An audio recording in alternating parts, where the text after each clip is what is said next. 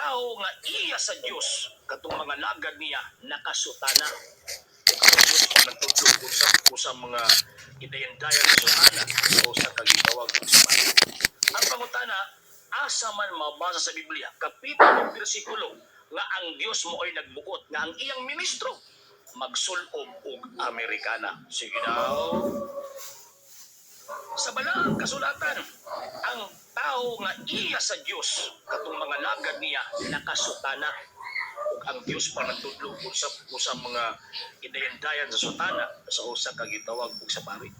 Ang pangutana, asa man mabasa sa Biblia, kapitulo bersikulo nga ang Dios mo ay nagbuot nga ang iyang ministro magsulob og Amerikana. Sige daw. Atong tagaan o reaksyon ang komentaryo nining usa ka Catholic faith defender nga mabaw og taphaw kayo ang iyang argumento nga iyahang gisulti, no, nga ang sa balaang kasulatan kuno nga matud pa niya nga ang alagad kuno sa Dios magsutana. Usa kini ka mabaw og taphaw nga pahayag dinhi sa social media, guys, tungod kay kining tawhana sa kadaghan sa iyang libro nga naa siyang likod way basa-basa. Kay kung nagbasa pa niya siya, dili siya magkahimo og kana bang gitawag og kanang ingon anak ka baygot o nga statement. Inotong baygot kay hagipot ang iyahang pangunahuna. Okay, so balikon ako sa makalaghan, guys.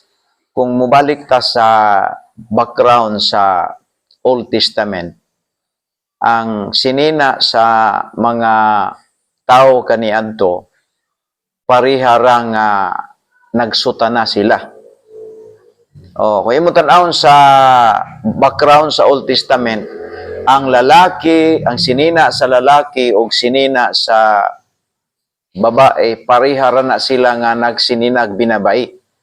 Ang babae taas siya, abot sa kiting.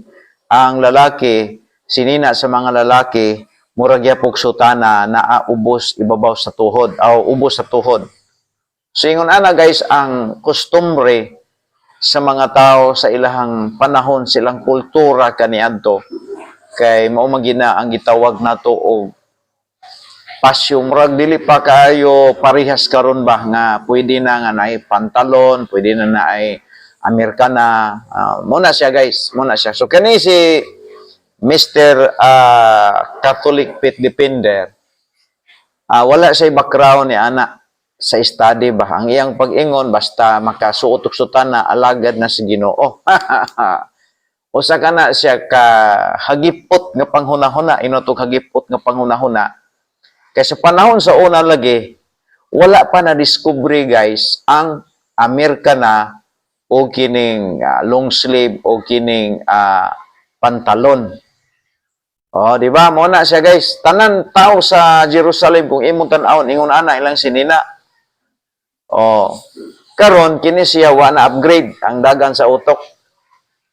Sila ni anata sa gitawag og kanabang sa ato diri sa Pilipinas na anatay pantalon, na anatay Amerikana kay nag-increase man ang dagan sa kalibutan. Nag-increase ang dagan sa kalibutan. So buti pasabot nga kadtong nahitabo sa una, dili na buti pasabot nga mobalik ta didto para ingnon ta nga alagad sa Dios. Hypocrites ka na siya, guys. Kanang mga sutana-sutana nila karon, that is a costume na sa una sa mga Hudyo nga wala pa'y pantalon niya atong higayuna, wala pa'y long sleeve, wala pa'y Amerikana. Nganong ingon man nimo na nga ibalik nimo nga ang identity sa usa ka alagad sa Dios parehas sa una nila nga naa naman ta sa gitawag og new era. Mr. Catholic defender, murag ang imuhang statement bitaw nga gihimo murag tan-aw nako hungaw og tapaw. Balikon nako sa kadaghan sa libro sa imuhang likod nga gibutang wa gyud ay nagtudlog cultural study ng imong libro diha. Alangan og mubalik ka didto karon nga naa na may Amerikana, naa na may long sleeve, naa na may necktie karon. Dili na siya guys, buti pasabot guys, kining tawhana wa pa na upgrade ang iyang learning sa Biblia. Og mo na moingon siya magsutan na gyud. Oy, kana rang outward appearance ang imong gitan-aw sa gingon ni Jesus Christ diri sa Matthew 23. Di ba gibadlong niya ang mga Pariseo nga ingon ana ang ilahang mga gitawag nato guys og pamaagi pamalakad sa una. Ang gibadlong ni Jesus Christ diri sa Matthew 23 verse number 16 man tingali o 18 ba? Matud pa niya nga sa verse number 23 nga ingon pa niya dinhi nga kuan mo kanang mga hypocrites mo, inyong mga sinina, mga nindot kayo, pero ang tinuod mga sama sa gitawag og nagasuot kamo mga nindot kayo ta 16 days so good guys. Ingon din niyo, "Woe unto you, ye blind guide, which say whosoever shall swear of the temple, it is nothing, but whosoever shall swear by the gold of the temple, he is a debtor." Ingon siya diri guys sa 18, "And whosoever shall swear by the altar is nothing, and whosoever sweareth the gift, it upon it he a guilty." Ingon si Jesus Christ nga ingon siya nga mga tigpakaarong ingnon kamo, mga hypocrites mo.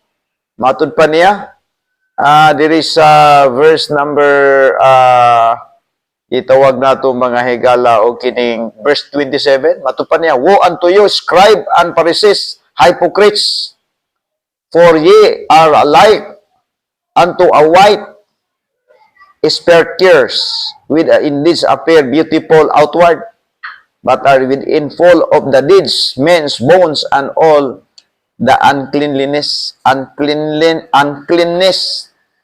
Mahugaw."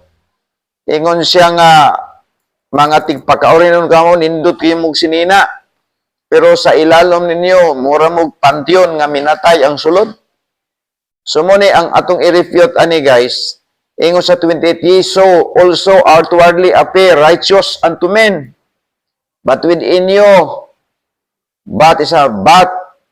within ye are full of hypocrisy and iniquity."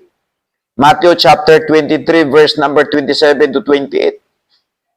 So dili basihanan kung unsa nang imuhang gisuot diha. As long as nga ang imuhang kasing-kasing gitawag ka sa Dios pagwali sa balita, wali ka. Ining iya kay sutana-sutana binata man ang style.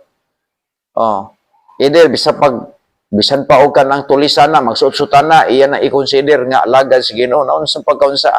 So Mr. CFD, upgrade sa imong nakatunan sa imuhang pagka-CFD kay tan-aw nako nimo wa kay cultural background.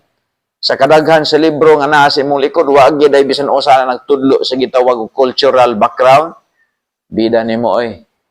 Ang study sa, bye-bye.